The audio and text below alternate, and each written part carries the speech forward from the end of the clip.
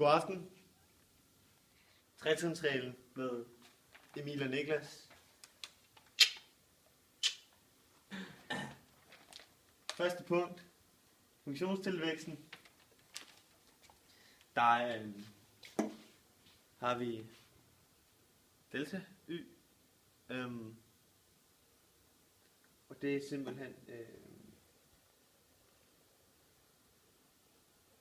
altså tretrinsreglen, den bruger vi til at se tretrinsreglen bruges eller benyttes til at bestemme differentialkvotienter for de elementære funktioner.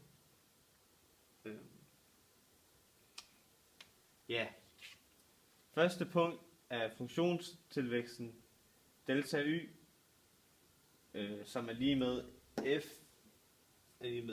f af x plus delta x minus f af x. Og ja, det bruges til at finde funktionstilvæksten. Anden punkt, differenskvotient.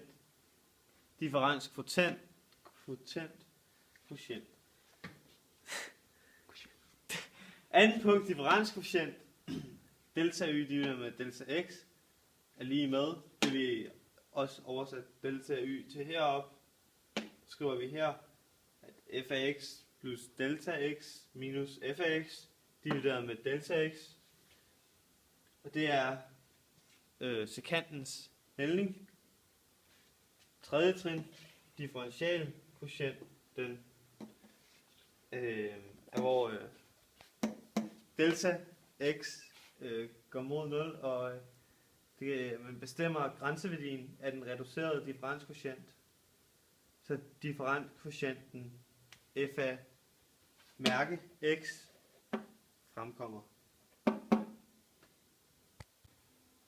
Vi vil nu bevise tretrinsreglen ved at vi differentierer f af x lige ax plus b som en simpel lineær funktion.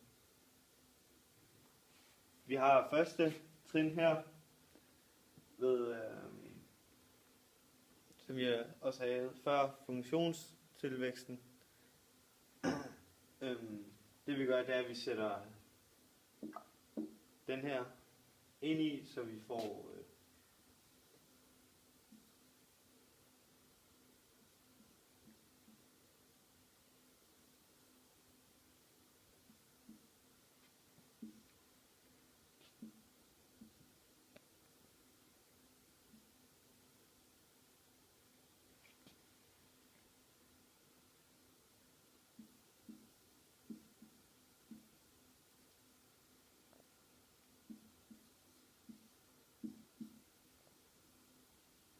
så har vi sat den ind helt simpelt, hvor vi sat a ind på her, og så b med bagefter, og så igen her f af x.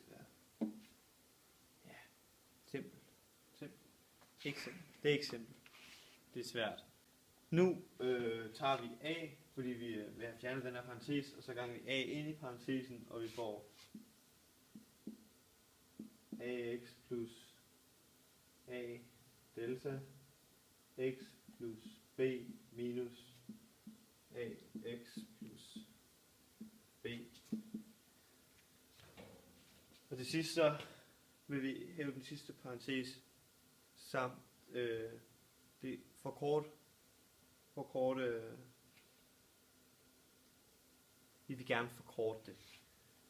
Hvis vi hæver den her, så får vi minus ax og minus b. Og så kan vi skære den fra, og vi kan skære den fra, så vi får a delta x. Trin 2 vil beregne differenskvotienten.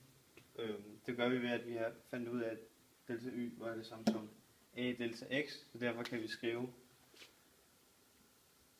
a delta x divideret med delta x, og dermed kan vi korte de to fra, og så får vi den bare til a. Det vil sige, at det er sekantens hældning. 3 differentialkvotient vil vi nu regne ud. Det er den differentierede, altså efter den differentierede. Vi har delta x, der går mod 0, og ja, her der har vi så at vi skriver lim igen her, og delta x går mod 0. Og det vi så vil kunne se er, at vi får a stadig, selvom vi skal have delta x til at gå ned mod 0, fordi at a er en konstant, så den vil være det samme. Vi vil bevise tretrinnsreglen i en funktion, og så har vi tegnet en funktion, hvor vi har tegnet en ret linje igennem. Så har vi, vil vi navngive den, og den her nede vil vi kalde x, den her vil vi kalde f af x, og her vil vi kalde den x plus delta x, og den her vil vi kalde f af x plus delta x.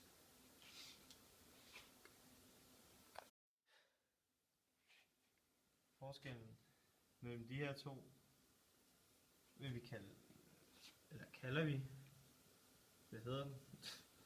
Funktionstilvækst, den som er delta y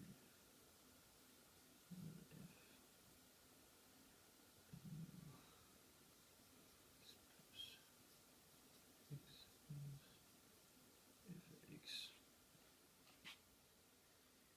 Og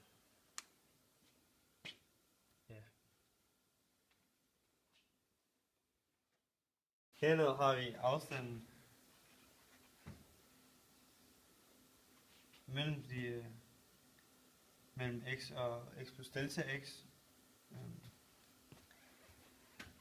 som vi skriver her, og der tager vi sådan her, og hvis vi minuser med x, så får vi delta x.